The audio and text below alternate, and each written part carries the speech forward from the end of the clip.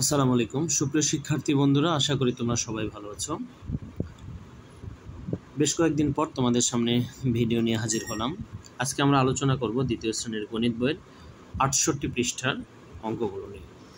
তো চলো কথা না বাড়িয়ে শুরু করি। ভিডিও শুরু করার আগে সবার কাছে একটাই অনুরোধ, যারা এখনও আমার চ্যানেলটি সাবস্ক্রাইব করোনি তারা আমার চ্যানেলটি সাবস্ক্রাইব করে পাশে থাকা বেল বাটনটি বাজিয়ে দাও, যাতে এরকম শিক্ষামূলক ভিডিও তুমি তোমার ফোনের নোটিফিকেশনটি পেয়ে যাও। তো চলো শুরু করি। শ্যামল 385 টাকা নিয়ে বাজারে গেল। সে 253 টাকা খরচ করলো, তার কাছে কত টাকা থাকলো? বুঝতেই পারছি আমরা এটা কি করতে হবে। আসলে বলছে শ্যামল এত টাকা নিয়ে কি করলো, বাজারে গেল, সে এত টাকা খরচ করলো, তার কাছে কত টাকা থাকলো। তাহলে আমরা কি লিখতে পারি? আমরা লিখতে পারি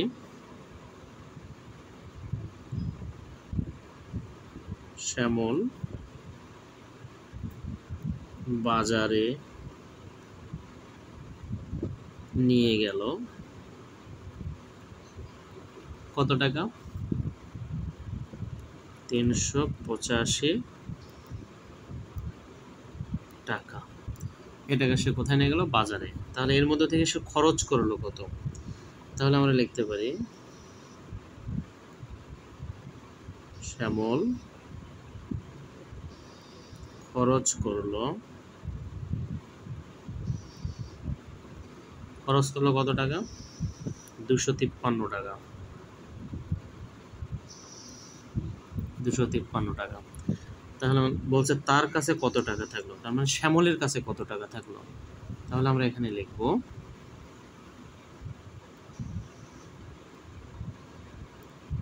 শ্যামলের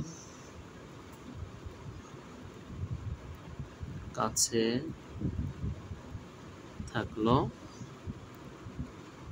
এত টাকা। তাহলে যেহেতু বিয়োগ হবে এই জন্য আমরা কি করব, এটা হলো 5, এটা হলো 3, উপরে একটা বড় সংখ্যা, নিচে একটা ছোট সংখ্যা। তাহলে বড় থেকে ছোট বাদ দেওয়াই যায়, সমস্যা নেই।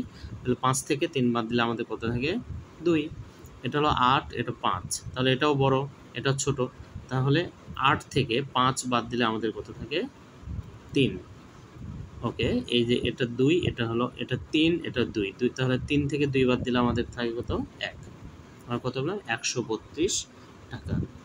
তাহলে তার কাছে কত, শ্যামলের কাছে কত থাকবে? 132 টাকা। এটাই হলো আমাদের উত্তর, 132 টাকা। ওকে ওকে এবার আমরা 3 নম্বর সমস্যাটি সমাধান করব। দেখো, একটি ক্রিকেট খেলায় বাংলাদেশ দল এত রান করেছে এবং শ্রীলঙ্কা দল করেছে এত রান। কোন দল বেশি রান করেছে এবং কত রান বেশি করেছে? তাহলে আমরা বুঝতেই পাচ্ছি এটা কি করতে হবে। আচ্ছা, তাহলে আমরা কি লিখতে পারি? দেখো, আগে দেখতে হবে কোন দল বেশি রান করেছে। এটা হলো 358, এটা হলো 358।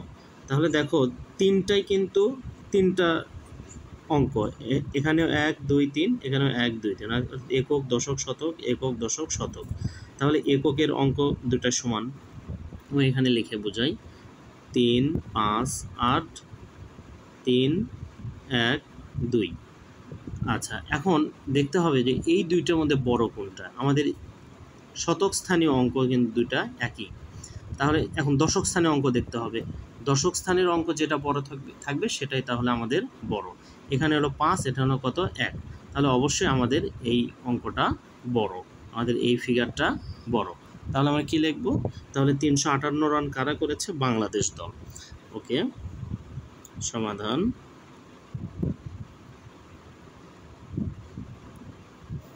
দেখো, বাংলাদেশ দল করেছে কত রান? 358 রান। ওকে, এরপরে শ্রীলঙ্কা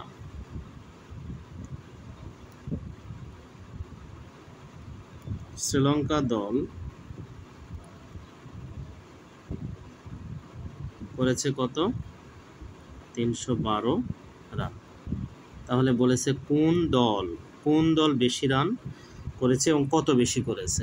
তাহলে আমরা কি লিখতে পারি, আমরা লিখতে পারি, আচ্ছা তার আগে আমরা এটা বিয়োগ করে নিই। তাহলে এটা কি করেছে, রান। এটা হলো 8, এটা হলো 2, তাহলে 8 থেকে 2 বাদ দিলে আমাদের থাকে কত 6, 5, এটা হলো কত 1, 5 থেকে 1 বাদ দিলে আমাদের থাকে কত 4, আর 3 3 মিলে গেলে 0, আমাদের দরকার নেই। তাহলে এই 46 রান বাংলাদেশ দল বেশি করেছে। আমরা কি লিখব, বাংলাদেশ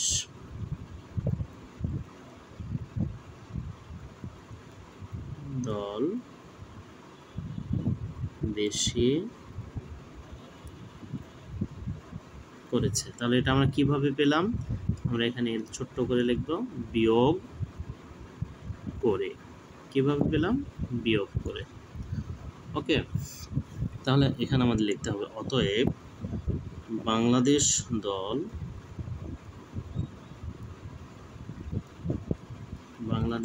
দল বেশি রান করেছে এবং কত বেশি রান করেছে সেটাও লিখতে হবে, এবং 46 রান বেশি করেছে। ওকে, বুঝতে পেরেছো সবাই?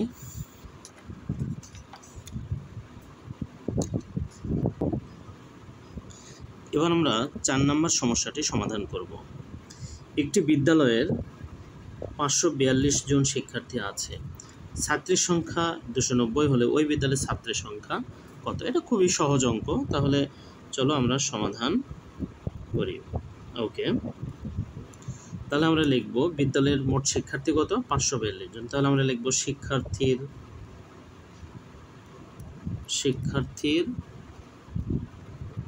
সংখ্যা, শিক্ষার্থীর সংখ্যা কতজন, 542 জন। তাহলে ছাত্রের সংখ্যা কত, ছাত্রীর সংখ্যা দেওয়া আছে, ছাত্রীর সংখ্যা দেওয়া আছে কতজন।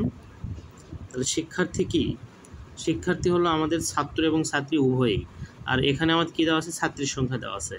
তাহলে মোট ছাত্রছাত্রী থেকে এই ছাত্রীর সংখ্যাটা বাদ দিলে আমরা কাদের সংখ্যা পেয়ে যাব, ছাত্রীর সংখ্যা। তাহলে আমার ছাত্রীর সংখ্যা কত, 290 জন। লেখো 290 জন। তাহলে এখন আমরা কী করব, দাগ দিলাম। তাহলে দেখো এখানে এটা হলো 2, নিচে 0 এরকম থাকলে তাহলে 2টা 2 হবে, এটা হলো কি 4, এটা হলো 9, এটা হলো বড় ছোট সংখ্যা, এটা বড় সংখ্যা, এই জন্য এর মধ্যে থেকে বিয়োগ হতে পারে না। এই জন্য এটাকে আমরা কি করব, এর সাথে 1 দশক যোগ করব। তাহলে 4-এর সাথে যদি আমরা 1 দশক যোগ করি তাহলে 14 হয়ে যায়। আচ্ছা, তাহলে আমরা দেখো 9 আছে, আমাদের এটা 9 আছে কত হলে 14 পর্যন্ত আমরা গড়ে যাব। তাহলে এটা হলো 9, 10, 11, 12, 13, 14। তাহলে কত গুনলাম, 1 2 3 4 5, আমাদের কত হবে 5। হাতে থাকলো কত, আমাদের হাতে থাকলো 1। মনে রাখতে হবে আমাদের সে হাতের যে সংখ্যাটা থাকে সেই সংখ্যা সব সময় এই নিচের সংখ্যার সাথে যোগ হয়। তাহলে হাতে থাকলো কত 1, তাহলে 2 আর এই 1-এ 2, হাতের 1 আর এই 2 মিলে কত হলো 3, 5 থেকে 3 বাদ দিলে কত থাকলো 2। ওকে, তাহলে এটা আমাদের কাদের সংখ্যা বের হলো, ছাত্রের সংখ্যা, ছাত্রের সংখ্যা। তাহলে আমাদের ছাত্রের সংখ্যা কত, এত জন। ওকে, ছাত্রের সংখ্যা কত, এত জন। তাহলে এটা আমরা পেলাম কিভাবে, ছোট্ট করে লেখো বিয়োগ করে।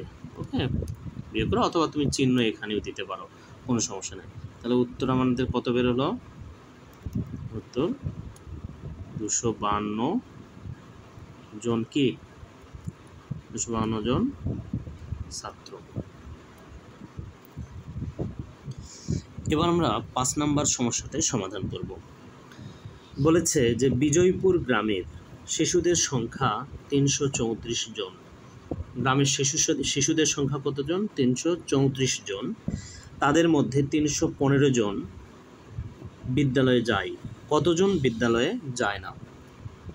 আচ্ছা, একটি গ্রামের শিশুদের সংখ্যা এতগুলো, 334 জন দেওয়া আছে, এবং এদের মধ্যে কি করে 315 জন বিদ্যালয়ে যায়, আর কতজন বিদ্যালয়ে যায় না এটা আমাদের বের করতে হবে।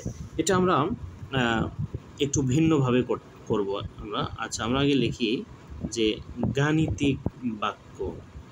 কি লিখব? গাণিতিক বাক্য। তাহলে গাণিতিক বাক্য যদি লিখতে যাই তাহলে আমাদের কি করতে হবে?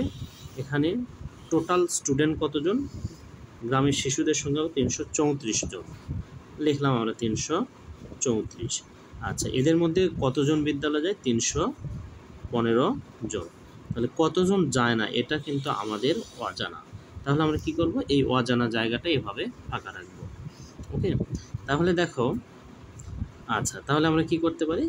এখানে এটা আমাদের বিয়োগ করতে হবে। এটা যদি তোমরা এভাবে করতে পারো ভালো, অথবা তোমরা এপাশে রাফ করে নেবা। হ্যাঁ, যে 334 নিচে হলো কত? 315। এভাবে রাফ করে নিতে পারো, অথবা এভাবেও করতে পারো। এভাবে কি, এটা হলো 5, এটা হলো 4, তাহলে 5 আছে কত হলে আমাদের 14 হবে। তাহলে কি 5 আছে কত হলে 14 হবে? 5, 6, 7, 8, 9, 10, 11, 12, 13, 14, 9। তাহলে কত হলো? 9। আমাদের হাতে থাকলো কত? 1। তাহলে হাতের 1 আর এই 1 মিলে কত হলো? 2। 2, এই 3 থেকে 2 বাদ দিলে কত থাকলো? 1। আমাদের হাতে থাকলো? থাকলো না। তাহলে 3 আর 3 মিলে গেলে কত হয়? এই বামের শূন্য পড়ে না। ঠিক আছে, এই যে আমাদের এটা কত হলো? 19। তাহলে এর পাশে ফাঁকা ঘর। অতএব আমরা কি লিখব? এই ফাঁকা ঘর সমান কত? 19। ঠিক আছে, তার মানে কি দাঁড়ালো? যে কতজন বিদ্যালয়ে যায় না। তাহলে আমরা লিখব অতএব 19 জন শিক্ষার্থী বিদ্যালয়ে যায় না। ওকে, উত্তর 19 জন। আশা করি সবাই বুঝতে পেরেছ। এবার আমরা 6 নম্বর সমস্যাটি সমাধান করব। বাগানে 215টি আম গাছ আছে। কয়টি আম গাছ আছে? 215টি আম গাছ আছে। 195টিতে আম ধরেছে, কতটি গাছে আম ধরেনি? তাহলে এটা আমরা ওই দুইভাবেই করতে পারি। ওপরে এর আগে তোমাদের যেটা দেখালাম গাণিতিক বাক্যের মাধ্যমে, তাহলে আমরা গাণিতিক বাক্য দিয়ে করি। তাহলে গাণিতিক বাক্য যদি আমরা লিখি তাহলে কি হবে? দেখো, গাণিতিক বাক্য। আচ্ছা, আম গাছের সংখ্যা কত? 215। আমরা লিখলাম 215। আম ধরেছে কতটিতে?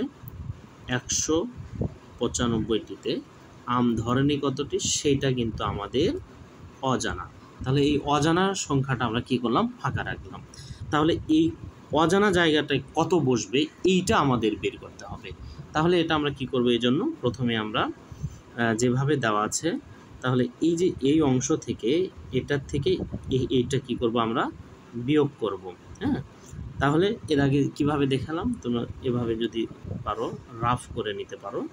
তাহলে এখানে 215 হলো বড়, আর এরপর হলো 195, এভাবে করে নিতে পারো, অথবা এখানেও অনেকে বিয়োগ করতে পারো। তাহলে দেখো, এখানে 5 আর 5 মিলে গেলে 0, মানে বিয়োগের বেলায় চেহারা যদি মিলে যায় তাহলে সেটা কি হবে? 0 হবে। এটা হলো 9, এটা হলো 1। তাহলে এইটা 9 আর এটা হলো 1, এই 1-এর সাথে আমাদের 10 যোগ করতে হবে। তাহলে কত হবে? 11। তাহলে 9 আছে কত হলে 11 হয়? 9, 10, 11, 2। তাহলে আমাদের এখানে কত হবে? 2 হাতে থাকলো কত? 1। তাহলে 1 আর হাতের 1 মিলে গেল 2, 2, 2 মিলে গেলে 0, দরকার নেই আমাদের। তাহলে এই 215 থেকে 195 বাদ দিলে আমাদের কত থাকলো? 20। সমান কি হবে? ফাঁকা ঘর। তার মানে কি আমাদের অতএব এই ফাঁকা ঘর সমান কত? 20। বুঝতে পেরেছ? আচ্ছা, তার মানে কি হলো? যে বলছে কি কতটি গাছে আম ধরেনি, কতটি গাছে আম ধরেনি। আচ্ছা, তাহলে আমরা লিখব যে আম ধরেনি কতটি গাছ? 17টি গাছে। দেখো এখানে কি বলেছে? 17। অতএব 20টি গাছে আম ধরেনি। তাহলে আমাদের উত্তর কি হলো? উত্তর 20টি। ওকে, এবার আমরা 7 নম্বর সমস্যাটি সমাধান করব। তাহলে দেখো, রিতার 255টি মার্বেল ছিল, সে তা থেকে ছোট ভাইকে 150টি মার্বেল দিল। রিতার কতগুলো মার্বেল রইল? এটা আমরা দেখেই বুঝতে পারছি যে এটা আমাদের বিয়োগ অঙ্ক হবে। তাহলে আমরা লিখতে পারি যে রিতার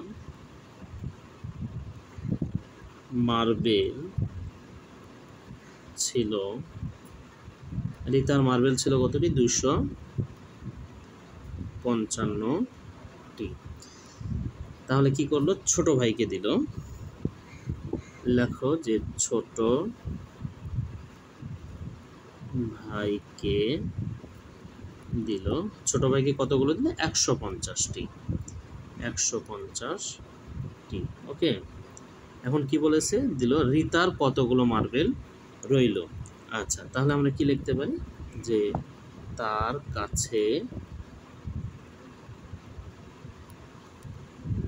রইল এতটি। তাহলে কি দেখো, এটা বিয়োগ করতে হবে। 5, এটা হলো 0। তাহলে 0 যদি বিয়োগের বেলে নিচে থাকে তাহলে 0-র কোনো ভ্যালু থাকে না।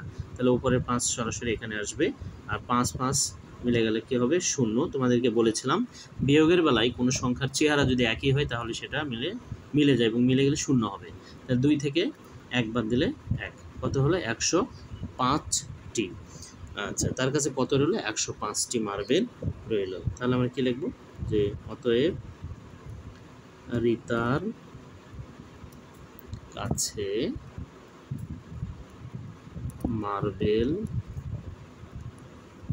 রইল 105টি। এটাই আমাদের উত্তর, 105। এবার আমরা 8 নম্বর সমস্যাটি সমাধান করব। একটি নার্সারিতে 146টি মেহগনি গাছের চারা আছে এবং 120টি নিম গাছের চারা আছে। ওই নার্সারিতে কতটি মেহগনি গাছের চারা বেশি আছে? তাহলে আমরা অঙ্কটা দেখে বুঝতেই পারছি। তো চলো এটা আমরা একটু গাণিতিক বাক্যের মাধ্যমে সমস্যাটি সমাধান করি। তাহলে আমরা লিখি যে গাণিতিক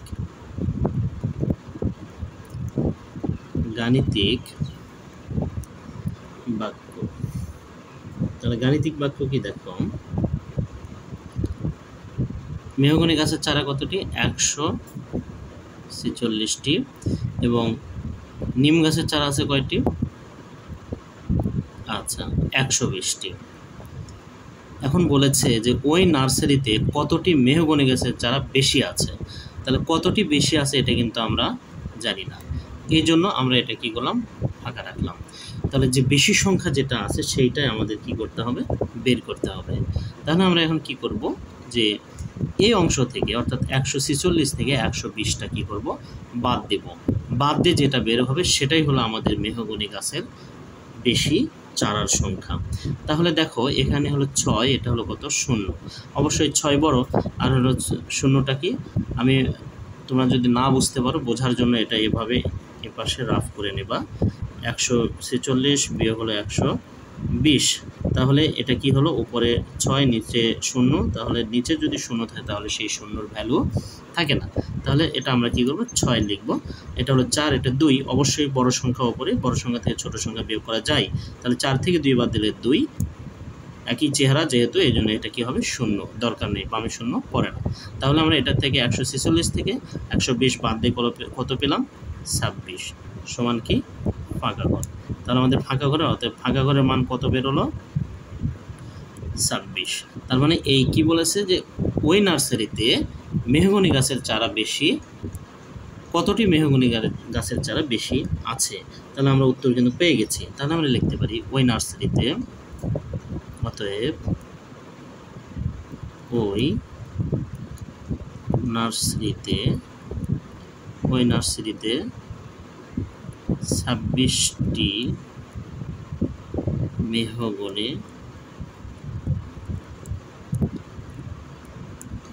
গাছের চারা বেশি আছে। আছে। আশা করি তোমরা সবাই বুঝতে পেরেছো। তাহলে এটা আমাদের উত্তর কি হবে? শুধুমাত্র 26টি। ওকে,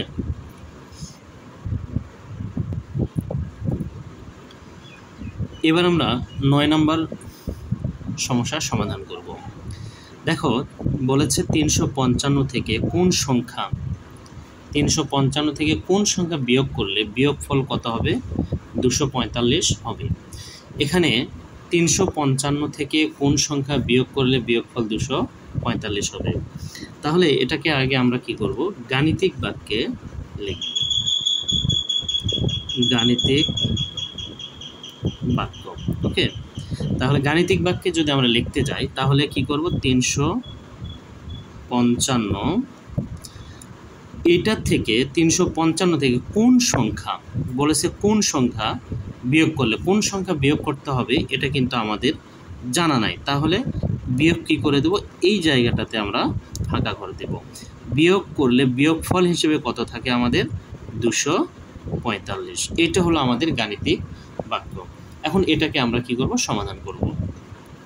ওকে, তাহলে যদি এরকম সমাধান করতে যাই, দেখো তাহলে এটা কি করব? আমরা বাদে 355টা এখানেই রাখবো, 355টা এখানেই রাখবো। এখন আমরা যেহেতু ফাঁকা ঘরের মানটা বের করব এবং এইটা আমরা এই যে সমান চিহ্নর আগে এবং পরে এই সাইডটা চেঞ্জ করে দেব।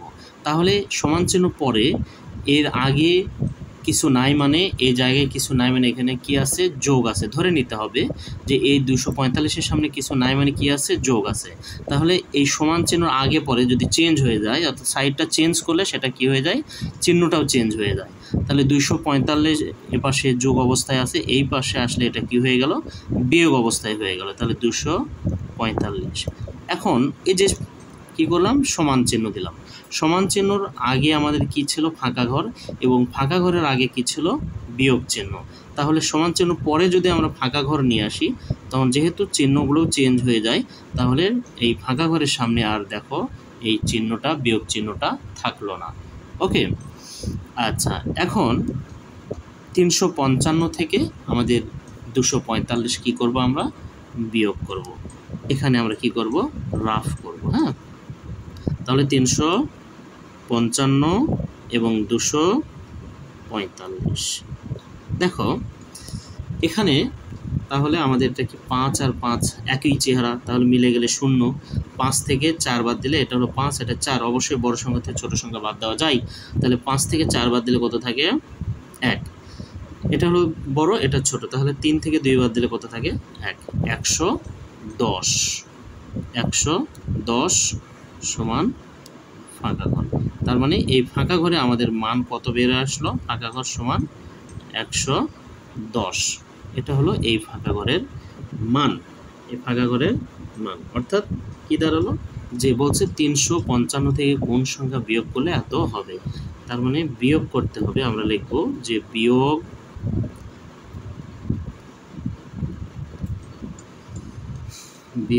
করতে হবে কত? 110। ঠিক আছে, তার মানে 110 যদি বিয়োগ করা যায় তাহলে বলছে যে 355 থেকে কোন সংখ্যা, অর্থাৎ 110 সংখ্যা বিয়োগ করলে 200 কি হবে? 45 হবে। অতএব 355 বিয়োগ ফাঁকা করে কত বসবে? 110 সমান কত হবে? 245। আশা করি বুঝতে পেরেছ। এবার আমরা 10 নম্বর সমস্যাটি সমাধান করব। একটি পুকুরে 200টি তেলাপিয়া মাছ ছিল এবং 165টি তেলাপিয়া মাছ বিক্রি করা হলো। পুকুরে আর কতগুলো তেলাপিয়া মাছ থাকলো? আচ্ছা, অঙ্কটা আমি আবার পড়ছি। একটি পুকুরে 200টি তেলাপিয়া মাছ ছিল এবং 165টি তেলাপিয়া মাছ বিক্রি করা হলো। পুকুরে আর কতগুলো তেলাপিয়া মাছ থাকলো? আমি তোমাদেরকে এখানে 2টা পদ্ধতি দেখে দিয়েছি। তোমরা যে কোনো পদ্ধতিতে করতে পারো, গাণিতিক বাক্য লেখাও করতে পারো অথবা কথার মাধ্যমেও করতে পারো। আচ্ছা, যদি আমরা কথার মাধ্যমে করি তাহলে অঙ্কটা এরকম আমরা লিখতে পারি যে পুকুরে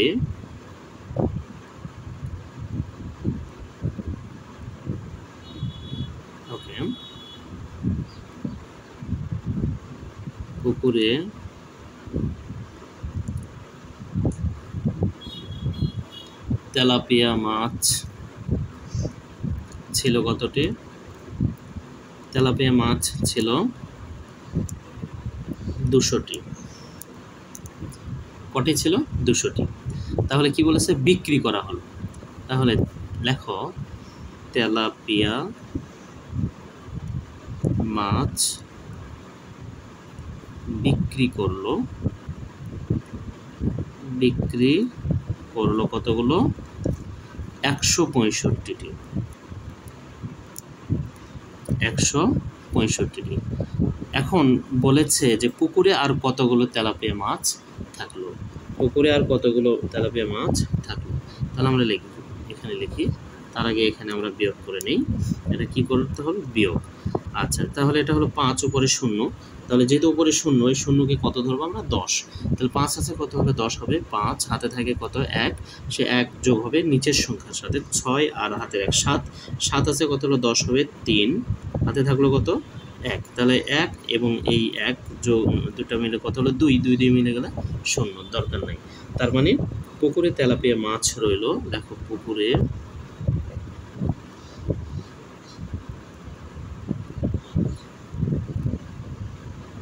তেলাপিয়া মাছ রইল 35টি। অতএব পুকুরে আর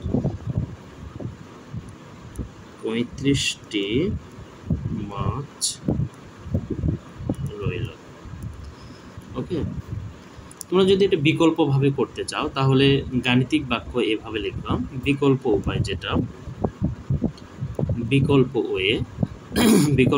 যেটা করতে হবে, লিখতে হবে যে গাণিতিক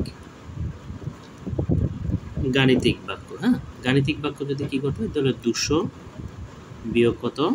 165 সমান ফাঁকা ঘর। এখন এই ফাঁকা ঘরের মানটা বের করতে হবে। এবং ফাঁকা ঘরের মান এর আগেও আমি তোমাদের এটা দেখিয়েছি। ওই নিয়মে করলেই তোমাদের উত্তর বের হয়ে আসবে। আচ্ছা, এবার আমরা 11 নম্বর সমস্যাটি সমাধান করব। বলছে তুহিনীর আছে 342 টাকা, শাকিলের আছে 315 টাকা। কার কাছে কম আছে এবং কত টাকা কম আছে? আচ্ছা, চলো সমাধান করি। ওকে, তাহলে এটা আমরা একটু গাণিতিক বাক্যের মাধ্যমে সমাধান করব। লিখি গাণিতিক বাক্য। তাহলে গাণিতিক বাক্যটা কি? কত টাকা আছে? 342 বিয়োগ 315 সমান কত টাকা কম আছে এটা আমরা জানি না। তাহলে এটা আমরা কি করব? এখন 342 থেকে 315 বাদ দেব। এটা হলো 5, এটা হলো 2। তাহলে 5 আছে কত হলে 12 হয়? আমরা এখান থেকে গুনবো। এটা হলো আমাদের 5। 5 আছে কত হলে 12 হবে? 5 6 7 8 9 10 11 12। তাহলে আমরা কত গুনলাম? 1 2 3 4 5 6 7। কত হলো? 7। হাতে থাকলো কত? 1। তাহলে সে হাতের 1 আর এই 1 মিলে কত হলো? 2। তাহলে 4 থেকে এই 2 বাদ দিলে কত থাকবে? 2। হাতে থাকলো না। তাহলে 3 আর 3 মিলে গেলে 0। তাহলে এই 27 সমান, অর্থাৎ ফাঁকা ঘরে আমাদের কত বসবে? 27। অতএব ফাঁকা ঘর সমান 27। তার মানে কি বলেছে? কার কাছে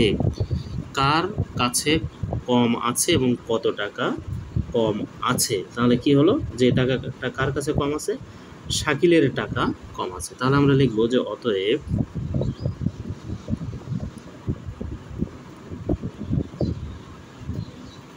শাকিলের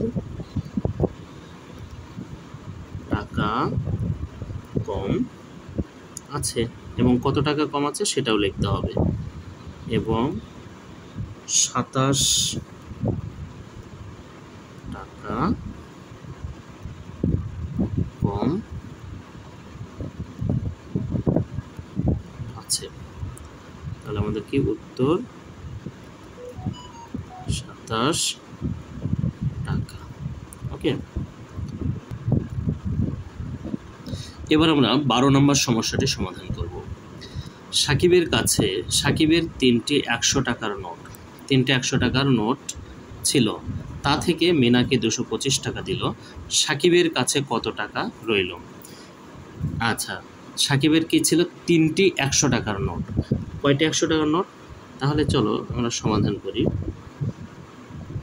সমাধান, সাকিবের কয়টি 100 টাকার নোট ছিল? 3টি। তাহলে 3টি 100 টাকার নোট সমান কত টাকা? 100 গুণ 3 টাকা সমান কত হবে? 300 টাকা। ঠিক আছে, তাহলে এটা হলো কার? সাকিবের। তাহলে এখন যদি আমরা গাণিতিক বাক্য লিখি, গাণিতিক বাক্য, যেহেতু এই সাকিবের 3টে 100 টাকার নোট থেকেই মিনাকে দেওয়া হয়েছিল, তাহলে 300 বিয়োগ 225 সমান কত টাকা দেওয়া হয়েছিল এটা কিন্তু আমাদের অজানা। এই জন্য আমরা কি করব? এই 300 থেকে 225কে কি করব? বাদ দেব। তাহলে এটা হলো 5, এ 0, এটা হলো 5। তাহলে 5 আছে কত হলে এই শূন্যকে আমাদের 10 ধরতে হবে, কারণ শূন্যটা ওপরে থাকবে। তাহলে 5 আছে কত হলে 10 হয়? 5 হাতে থাকে কত? 1। সেই 1 যদি আমরা এই 2 এর সাথে যোগ করি, তাহলে 2 আর 1 3। 3 আছে কত হলে 10 হয়? 7। হাতে থাকে কত? 1। সেই 1 যদি আমরা এর সাথে যোগ করি, তাহলে 3 মিলে গেলে 0 পড়বে না। তার মানে এই ফাঁকা ঘর সমান আমাদের কত বেরোলো? অতএব ফাঁকা ঘর সমান কত? 75। তাহলে শেষে কি বলেছে? সাকিবের কাছে কত টাকা রইল? তাহলে আমরা কি লিখতে পারি? সাকিবের কাছে, অতএব সাকিবের কাছে রইল 75 টাকা।